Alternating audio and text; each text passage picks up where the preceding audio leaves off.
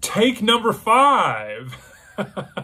Welcome back to Kevin Toll Reads. It is Monday. I'm on my lunch hour trying to get this video out, and I keep stumbling my words, so I'm going to keep it honest and simple. This is video number 6 in the Let Me Know series, and today's Let Me Know is, do books or TV adaptations tell the story better?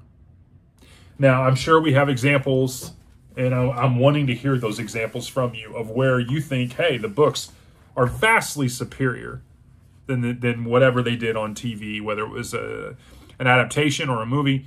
And then sometimes I know there's examples, and I've got a few to share with you, where I think they did a decent job. They did a very upstanding, good, if not great job of adapting a book to TV, movie, or adaptation. So here's my examples where I think they did a really good job.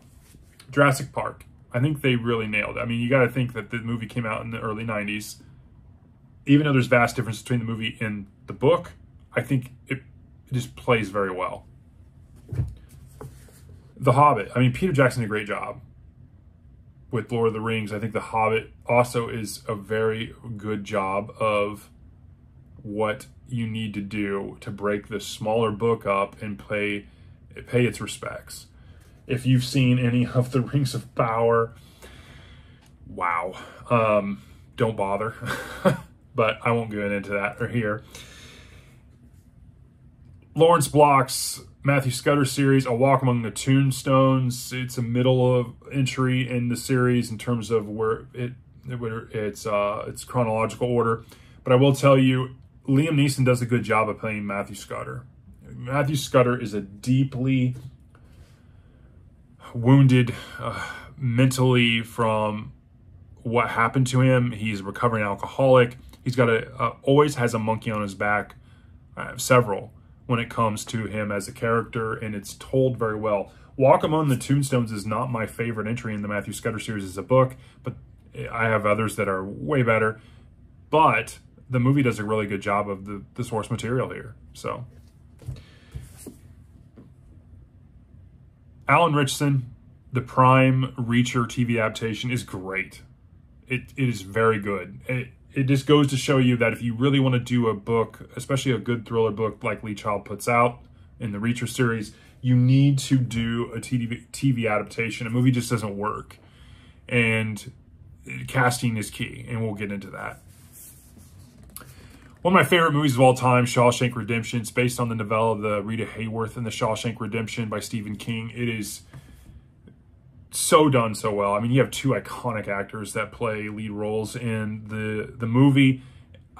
It hits all of the themes, in my opinion, that are portrayed by King in the novella when it comes to hope, desperation, the prison scenes, the friendship between Red and Andy Dufresne, the warden, the corruption. It's just, and then you have the kind of the escape, the kind of Ocean's 11 vibe of the escape, and it's one of my favorite movies of all time. Now let's talk about some stinkers. Tom Cruise. Never Go Back. They turned it into a movie. Okay. Tom Cruise. Tom Cruise was Jack Reacher. Do I really need to say anything? I don't even know where to begin. I don't even know where to begin I mean, the Man in the Black, well, I mean, is Matthew McConaughey? I mean, I got nothing. I got nothing. And then it just jumped. I mean, it's not even really about the first book. I hope Mike Flanagan picks it up. Again, when it comes to fantasy, I mean, you really got to, you can't do it in one setting. I mean, you have to be willing to spend the money. You have to be willing to find the right people to play key roles, to be believable, and you have to really stick to a lot of source material, and it's a huge investment. So fantasy is always a struggle. I mean, Rings of Power is awful. The Wheel of Time thing they tried to do is questionable at best. I mean, it's a struggle. But anyways, those are some examples. Again, I want to keep this short and sweet, but I want to know, do you have examples where you think the book is vastly superior than the movies?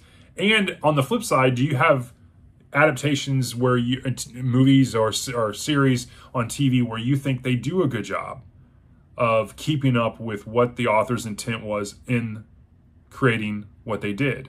So I'd like to hear from you. I'm sure Steve Donahue's going to weigh in heavily because I think he has quite a few other examples because he's way more well-read than I am. But nevertheless, I'd like to hear your feedback. That's what these are all about. So let me know. I will talk to you later. Thanks.